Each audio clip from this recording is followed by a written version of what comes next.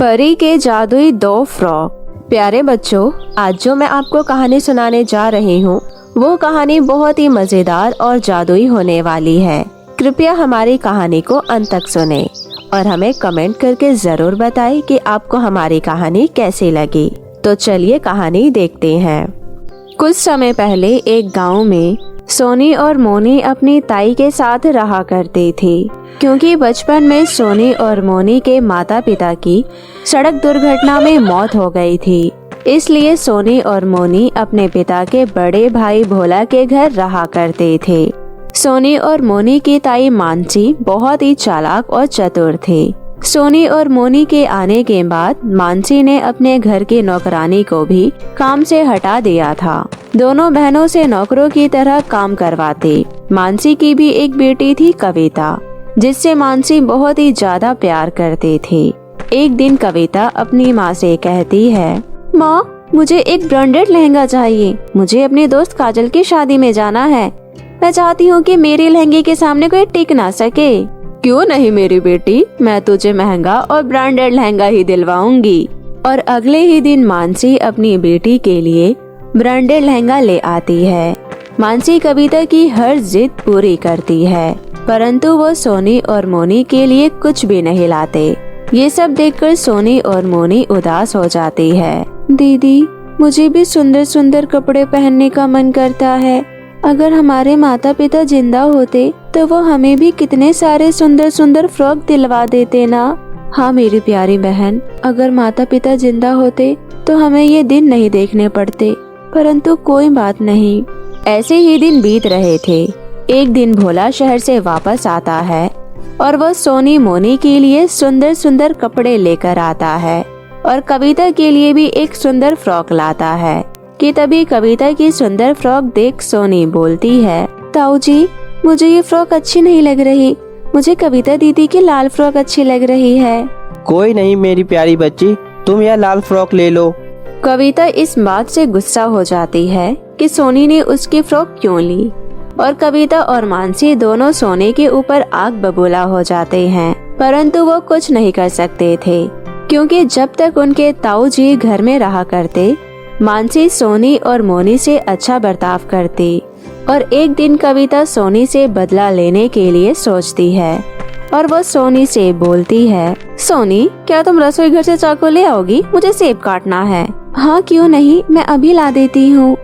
सोनी रसोई घर से चाकू लाकर जब कविता के हाथ में दे देती है तो कविता जानबूझकर अपना हाथ खुद कटवा लेती है और रोने का नाटक करने लगती है। माँ, पिताजी, जल्दी आइए, देखिए सोनी की बच्ची ने मुझे मारने की कोशिश की। माँ, माँ, कहाँ हैं आप? आइए। कि तभी मानसी और भोला वहाँ पहुँच जाते हैं। मानसी कविता के हाथ से आता हुआ खून देखकर चौंक जाती है। हाय मेरी बच्ची, ये सब कैसे हुआ? माँ, सोनी ने मुझे जान से मारने की कोशिश की ताकि पिताजी मेरे मरने के बाद इसकी सारी इच्छा पूरी कर सके। सुनिए, अब देख रहे हैं ना, आज इसने मेरे बच्चे को मारने की कोशिश की। कल को ये दोनों बहनें हमें भी मार सकती है। हमने इन दोनों मनहूसों को अपने घर में रखा, पर ये तो देखो, ये हम पर ही हमला कर रही है। अब बड़े खड़े खड़े मेरा मुंह देख रहे हैं। इन मनहूसों को इस घर से निकालिए। कविता और मानसी की बात सुनकर भोला भी उनकी बातों में आ जाता है और वो सोनी और मोनी को धक्के मार के घर से निकाल देता है। बेचारी सोनी और मोनी इस बारे में कुछ कह भी नहीं पाती और चुपचाप अपने ताऊ का घर छोड़कर एक जंगल में आ जाती है। तभी सोनी मोनी से कहती है, दीदी, हमने अपनी ताई जी का कितना अत्याचार सहा। काम करते करते हमारे हाथों में छाले पड़ गए, फिर भी उन्होंने वही किया जो उन्हें करना था। हमें घर से धक्के मारकर कविता दीदी ने निकलवा दिया और ताऊ जी के सामने भी हमें झूठा बनवा दिया। अब हम कहाँ जाएंगे, कहाँ रहेंगे दीदी? ऐसा कहकर सोनी बहुत रोने लगती है। कि तभी मोनी देखती है कि एक बूढ़ी औरत बहुत सारी लकड़ियाँ लेकर जा रही थी। तभी मोनी उस बूढ़ी औरत के पास जाती है और उस बूढ़ी औरत की मदद करने के लिए कहती है। कि तभी वो बूढ़ी औरत कहती है, बेटा, तुम्हारा बहुत बहुत धन्यवाद, लेकिन मैं बुढ़िया नहीं हूँ, मैं एक परी हूँ। मुझे एक जादूगरनी ने काली शक्तियों से बुढ़िया बना दिया और वो दिन रात मुझसे काम करवाती है। तुम दोनों बहुत अच्छी हो, क्योंकि आज तक किसी ने मेरी मदद नहीं की। तुम ही मेरी मदद कर सकती हो। उस जादूगरनी के पास मेरी छड़ी है। अगर मुझे मेरी छड़ी मिल जाएगी तो मैं अपने परी रूप में वापस आ जाऊंगी, लेकिन वो लाना बहुत मुश्किल है बेटा। परी जी, आप मुसीबत में हैं और मेरी माँ हमेशा समझाती थी कि हमेशा मुसीबत में आए लोगों की मदद करनी चाहिए। यही इंसानियत होती है कि एक इंसान दूसरे इंसान के काम आ सके। सोनी मोनी परी के कहे अनुसार जादूगरनी की गुफा में पहुंच जाती है और चुपके से पीछे से जाकर जादूगरनी के ऊपर हमला कर देती है और जादूगरनी को बांध देती है। तभी जादूगरनी मोनी और सोनी से कहती है, देखो देखो, तुम दोनों बहनें बहुत बड़ी गलती कर रही हो।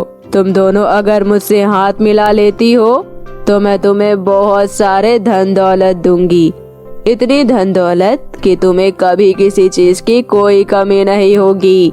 लेकिन तू इस बुढ़िया परी को ये छड़ी मत देना। मैंने बड़ी मुश्किल से ये छड़ी उससे ली है। मेरी बरसों की मेहनत है ये, तुम ऐसा मत करो। चुप कर दुष्ट जादूगरनी, हमें धन दौलत का लालच नहीं है। हम उस परी की मदद करना चाहते हैं और हम जरूर करेंगे। इस तरह दोनों बहनें बहुत बहादुरी से उस जादूगरनी से छड़ी लेकर बाहर आ जाती है और कुछ समय बाद छड़ी उस बूढ़ी परी को दे देती है।